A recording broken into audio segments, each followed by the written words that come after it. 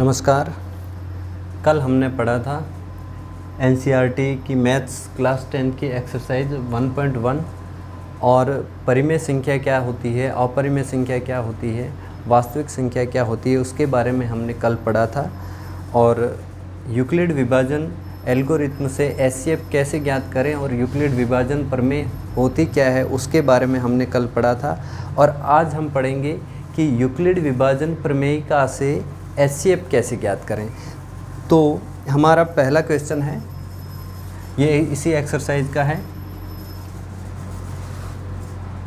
867 और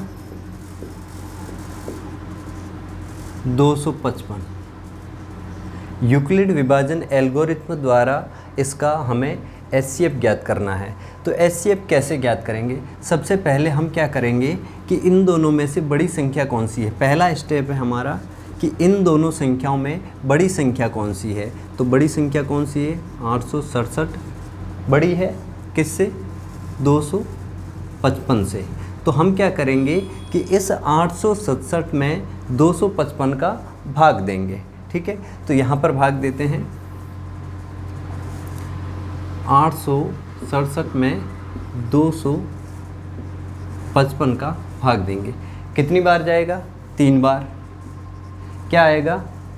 765। 255 का 3 बार भाग देते हैं 765।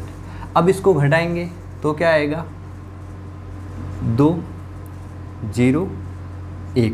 ठीक है, तो अब इसको हम यहाँ पर लिखेंगे कैसे? ये हमारा दूसरा स्टेप हो गया। कैसे लिखेंगे? 867 ये क्या है? भाज्य है। यूक्लिड विभाजन एल्गोरिथम क्या होती है? भाज्य बराबर भाजक गुणा भागफल प्लस शेषफल। ठीक है, तो यहाँ पर ये जो 867 है वो हमारा क्या है? भाज्य है। जिसके अंदर हम भाग दे रहे हैं वो होता है भाज्य, और ये भाजक हैं, ये भागफल हैं और ये शेषफल है। तो हम यहाँ पर लिखेंगे 867 बराबर भाजक गुणा भागफल। तो यहाँ पर भाजक है 255 गुणा भागफल 3 प्लस शेषफल क्या है? 102। ठीक है, अब आगे क्या करेंगे? ये जब तक करते रहना है तब तक कि यहाँ पर जब तक कि शेषफल 0 ना आ जाए। तो यहाँ पर देखिए अब क्या करेंगे? अब ये जो भाजक है वो भाज्य बन जाएगा और शेषफल रहा है वो भाजक बन जाएगा। ये 255 आ जाएगा आगे, 255 आगे आ जाएगा बराबर ये जो 102 है वो यहाँ पर आ जाएगा। ठीक है, अब ये तीसरा स्टेप। ठीक है, अब वापस वही 255 में हम भाग देंगे 102 का। तो ठीक है, 102 का भाग किस में देंगे? 255 में। आई बात समझ में? 102 का भाग 255 में देंगे। कितनी बार आ जाएगा? 2 बार। ठीक है, 2 बार भाग गया, क्या आएगा? 204। अब घटाएंगे वापस 1 5, क्या आया? 51। तो 51 ये 102 का भाग 255 में दिया कितनी बार? 2 बार। और शेषफल क्या बचा? 51। अभी तक शेषफल 0 नहीं आया है, तो हम आगे चौथा स्टेप इसका करेंगे। क्या होगा? ये जो भाजक था पहले वो अब भाज्य बन जाएगा। ये 102 आ जाएगा बाहर बराबर ये जो 51 था वो आ जाएगा यहाँ पर। पहले हमने क्या किया? 870 में 255 का भाग दिया, ये शेषफल आया। अब 255 बाहर ले लिया, 102 यहाँ पर ले लिया। अब 255 में 102 का भाग दिया, शेषफल 51 आया। अब 102 को बाहर ले लिया और 51 को यहाँ पर ले लिया। तो अब नया भाजक हमारा क्या है? 51। तो 51 का भाग हम देंगे 102 में। तो यहाँ पर देखिए 102 में भाग देंगे 51 का। कितनी बार जाएगा? 51 दूनी 102, 2 बार। ठीक है, शेषफल क्या बचेगा? 0। ठीक है, तो शेषफल यहाँ पर 0 आ गया। तो हम क्या करेंगे कि 102 में 51 का भाग 2 बार देने पर शेषफल क्या बचेगा? 0। अब यहाँ पर ये ख़त्म हो जाता है। तो अब इसमें एचसीएफ क्या होगा? तो जो अंतिम भाजक होता है, शेषफल शून्य आने पर जो भाजक होता है वही HCF होता है। तो यहाँ पर शेषफल शून्य आ गया, तो इस टाइम पे हमारा भाजक कौन सा है, किस चीज़ का हमने भाग दिया है, कौन सी संख्या का। तो यहाँ पर अंतिम भाजक क्या है, अंतिम भाजक, भाजक वो जिसका भाग दिया जा रहा है, ठीक है। तो अंतिम भाजक क्या है 51। तो हमारा HCF भी क्या होगा 51, अर्थात इन दोनों संख्याओं का HCF क्या आया 51। यूक्लिड विभाजन प्रमेय से कैसे ज्ञात करते हैं, ऐसे, ठीक है। अब इसका दूसरा एक और क्वेश्चन है, वो भी हम करते हैं।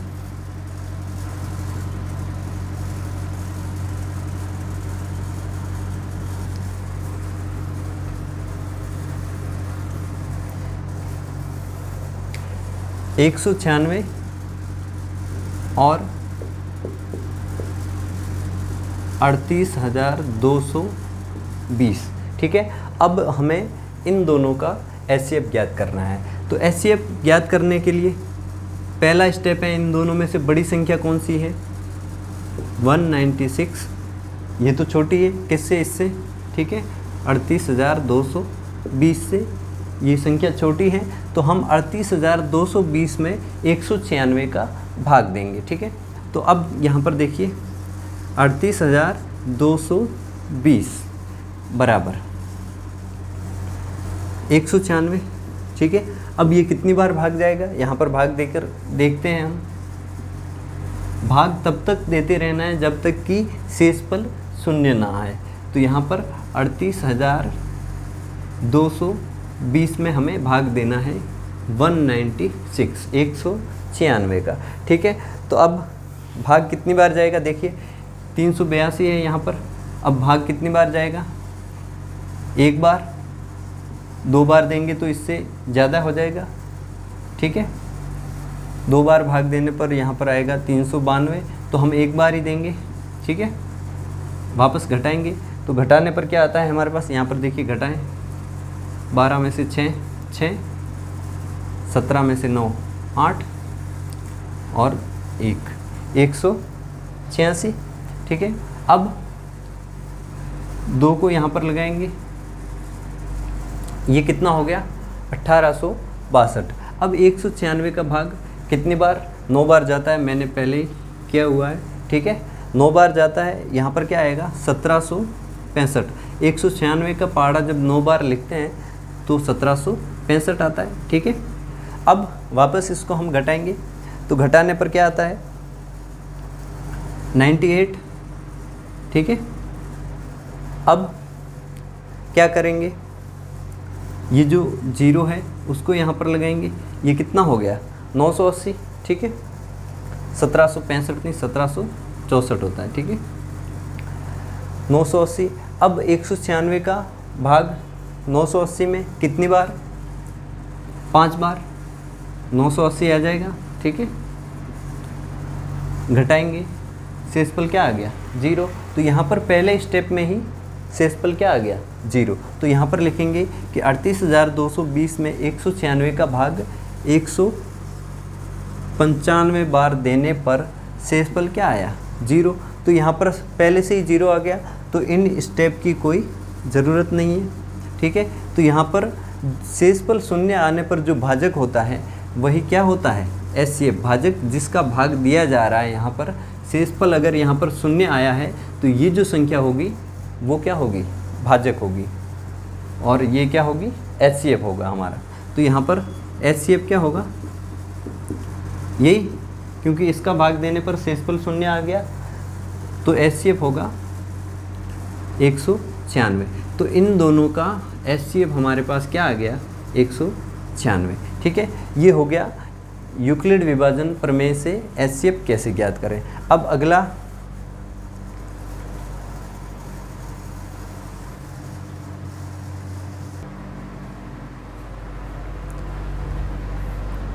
अगला प्रश्न है, दूसरा प्रश्न, दर्शाइए कि कोई भी धनात्मक विषम पूर्णांक 6 cube plus 1, 6 cube plus 3, 6 cube plus 5 के रूप का होता है, जहाँ Q कोई पूर्णांक है। ठीक है, अब हमें ये बताना है कि कोई भी धनात्मक विषम पूर्णांक इसके रूप का होता है। तो कैसे करेंगे? सबसे पहले हमें पता है कि जो यूक्लिड विभाजन एल्गोरिथम वो किस टाइप की होती है, a बराबर बी क्यू प्लस आर। यहाँ पर देखिए, ये a बराबर बी क्यू प्लस आर मतलब भाज्य बराबर भाजक गुणा भागफल प्लस शेषफल। तो यहाँ पर ये भाजक है, ये भाज्य है, ये भागफल और ये शेषफल। अब देखिए यहाँ पर क्या दिया हुआ है, 6 क्यूब प्लस 1 क्या है, a बराबर 6 क्यू प्लस 1। ठीक है, तो यहाँ पर b की जगह क्या लिखा है, 6। इसका मतलब भाजक क्या है, 6 है। भाजक क्या है, 6 है। ठीक है, अब अगर हम किसी संख्या में 6 का भाग दें, भाजक 6 मतलब किसी संख्या में 6 का भाग दे रहे हैं, तो हम यदि किसी संख्या में 6 का भाग दें तो शेषफल क्या हो सकता है।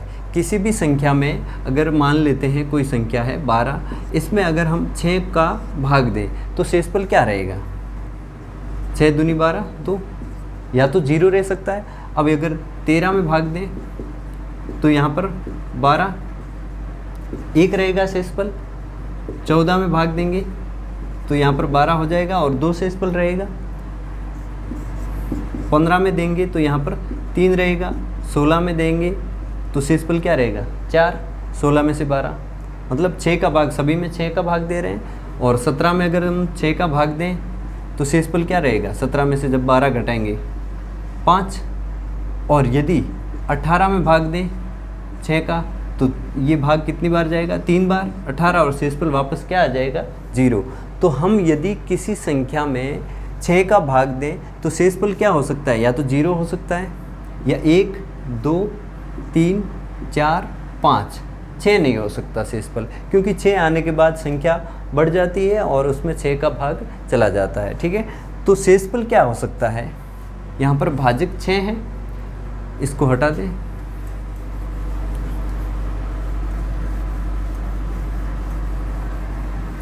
किसी संख्या में यदि 6 का भाग देने पर तो ये जो शेषफल है ये 0 से बड़ा या बराबर होगा और 6 से क्या होगा, छोटा होगा।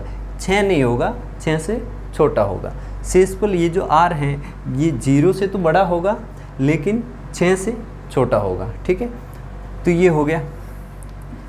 अब देखिए यहाँ पर शेषफल हमारे पास क्या हो सकते हैं, या तो 1 0 1 2 3 4 और 5। 6 का भाग देने पर यही शेषफल हो सकते हैं, चाहे कोई भी संख्या हो। ठीक है, तो अब देखिए यहाँ पर हम क्या लिखेंगे, a बराबर 6 क्यूब प्लस 0, या तो 0 शेषफल आएगा, या a बराबर 6 क्यूब प्लस 1 आएगा, या a बराबर 6 क्यूब प्लस 2, a बराबर 6 क्यूब प्लस 3, a बराबर 6 क्यूब प्लस 4 होगा, या a बराबर 6 क्यूब प्लस 5 होगा। 6 नहीं होगा क्योंकि 6 होने के बाद वापस 0 आ जाएगा।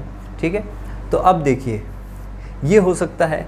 अब इसमें यहाँ पर पूछा गया है कि धनात्मक विषम पूर्णांक, विषम संख्या किसे कहते हैं, जिसमें 2 का भाग नहीं जाता हो उसे ही हम विषम संख्या कहते हैं। तो यहाँ पर इसमें देखिए, एक तो ये संख्या, इसके पीछे 0 है, तो सम संख्या उसे कहते हैं जिसके इकाई का अंक 0 2 4 6 8 हो, तो वो सम संख्या कहलाती है। तो यहाँ पर देखिए, यहाँ पर 0 है, इसके शेषफल में 2 है तो इसमें भी 2 का भाग जाएगा।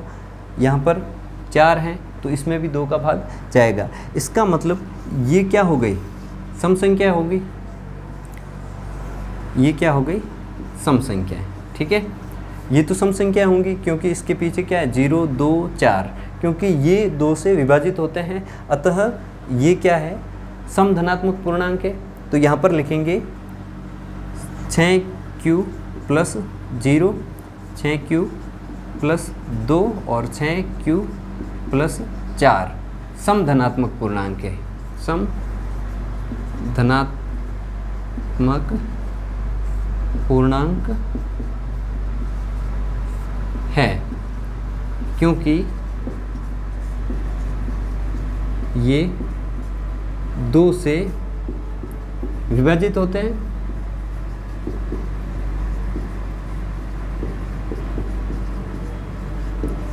क्योंकि इनका शेषफल क्या है 0, 2, 4 है और ये सारे 2 से विभाजित होते हैं। इसका मतलब ये क्या है समधनात्मक पूर्णांक है। तो पीछे क्या बचा, एक तो ये, दूसरा ये और तीसरा ये। तो ये शेष इनको छोड़ करके शेष जो होंगे वो हमारे क्या होंगे विषम धनात्मक पूर्णांक। अतः शेष विषम धनात्मक पूर्णांक होंगे। शेष कौन कौन से यहाँ पर लिख देते हैं, 6q + 1, 6q + 3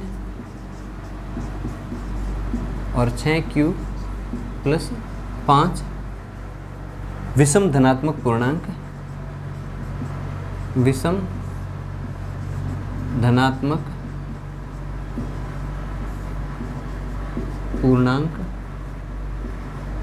है। ठीक है, तो ये हो गया दूसरा प्रश्न। विषम धनात्मक पूर्णांक 6q + 1, 6q + 3 और 6q + 5 के रूप का होता है। ये हमने दर्शाया है। कैसे, यहाँ पर देखिए यूक्लिड विभाजन इस तरह से लिखते हैं। ठीक है, a = bq + r। यहाँ पर a भाज्य बराबर भाजक गुणा भागफल प्लस शेषफल। यहाँ पर भाजक हमें दिया गया है 6, तो हमने यहाँ पर 6 रखा, 6q + 1। ठीक है, तो अब देखिए यहाँ पर 6q + 1 नहीं r लिखना है। यहाँ से हमने स्टार्ट किया। यहाँ पर शेषफल या तो 0 हो सकता है या 1 हो सकता है। जब किसी संख्या में हम 6 का भाग देते हैं तो शेषफल 0, 1, 2, 3, 4 और 5 ही होगा, इससे ज़्यादा नहीं होगा। ठीक है, तो अब यहाँ पर हमने सब जगह शेषफल लगा दिए। अब यहाँ पर पूछा गया है कि विषम धनात्मक पूर्णांक, तो जिसके इकाई का अंक 0, 2, 4 है, ये तो सम हो गए और शेष जो बचे वो क्या हो गए विषम धनात्मक पूर्णांक। तो कोई भी विषम धनात्मक पूर्णांक किस रूप का होता है, 6q + 1, 6q + 3 और 6q + 5 के रूप का होता है। तो ये हो गया हमारा दूसरा प्रश्न।